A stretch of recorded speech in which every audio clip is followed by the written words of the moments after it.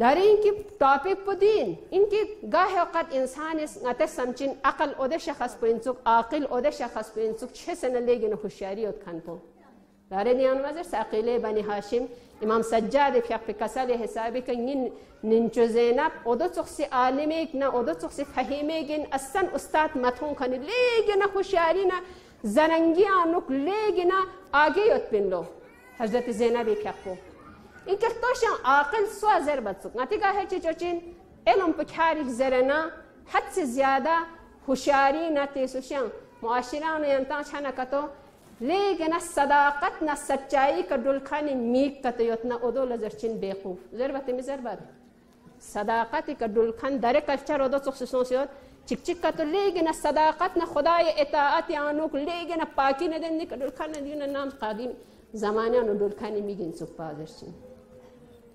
ساده نه ساده زیستی که تو بنا گنچه و لیگن ساده تونا زندگی و لیگن ساده تونا که تو جز خدای اطاعت آنو میدو کن زون میتن کن او دو تخصی اشخاصی چونه من بیقوف چه احمق چوید پاوازش عاقل پا خرانش چوچه چه چالاک بچار زون تانچه گنما یعنی کوری فره بیانو فاق چکن پا اوده بیا سق بزن خوشیارستی چین سقست عالم چگلیگن تقوی دکان پاده اما عالمی که لیگن خوشیار نمان چیز آگه یا تماده عالم پومان گفتو خوشیار دکترچین یه معاشره و دوست کلچر چی سونسیار عاقل نه اصلا یعنی عالم پون نوره جاهل نه عاقل یعنی نوره نازی انتها حدیثی یعنی حضرت پیغمبر صلی الله علیه وسلم فیقی یعنی انتی خدمت لذت این که عاقل سینسوب چه حضرت زینب فیق العقیله بنی هاشم سانسی خوشیاریت پینسوب گاهی وقت مخصوصا در زمانه آنو که تو عقل مکل نکه تو انسان ایمان پشکوید دی انسان بی ایمان چچا بی حیا چچا بی افت چچا عقل پو یعنی پورا شخص نه نفس اماره ذریعه که کنترل شد چه عقل پو چھٹی بسید دی خداوند متعال هر انسان لا عقل تانسید اما عقل پو نیدیون سے انسان نفس اماره از انسان کنترل بین کرد چان انسان ایمان پو کربنا کلا ایمان یا سستی و من دین پیانو کلا کمزوری بر محمد و آل محمد صلوات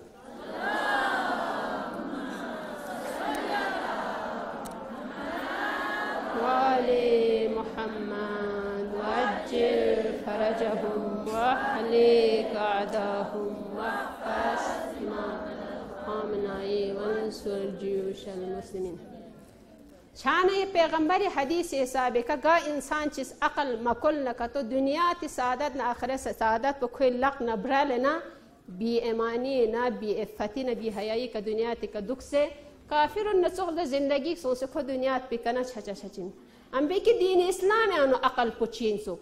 عاقل پسوازر بسو پیغمبر اکرم صلی اللہ علیہ وسلم فیق پس کسل بیندو ان عقل الناس عبد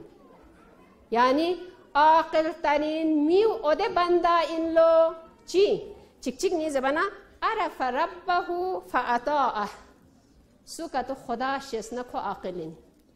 و دونا اوده خدا پو شس نه عبادت بنا اودو عاقلین که چک انسان اس مانا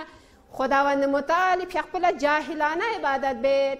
خدای بنا مانا چند پتا می دیت سوگا پیق چی تتا چی نبین چه روزا تتا چی دکچا